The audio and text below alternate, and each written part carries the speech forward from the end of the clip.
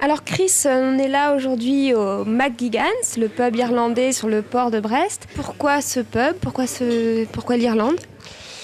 Oui, il y a énormément de choses. Tout ce qui est l'Irlande, moi, m'a toujours parlé, mais parce que j'ai une histoire commune avec l'Irlande. Comme j'étais parti là-bas à 14 ans, ça avait été à Belfast. Ça avait été évidemment un choc parce que Belfast, dans les années 80, c'était quand même quelque chose de pas banal, au moins à vivre.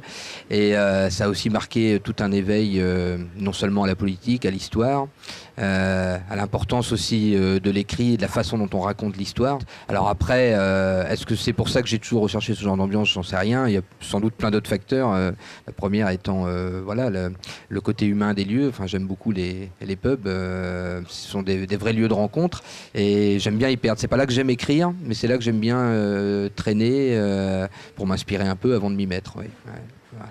Pour rester un petit peu sur votre actualité, qu'est-ce que fait Chris en ce moment? Qu'est-ce que, après la publication de Notre Mère la Guerre, où il en est aujourd'hui? Eh ben, il continue sur Notre Mère la Guerre avant tout, puisque c'est, on va dire, le gros projet actuel. Comme en plus le tome 1 a reçu un chouette accueil, évidemment, là cette fois on est attendu pour le tome 2. Il y en aura trois volumes en tout.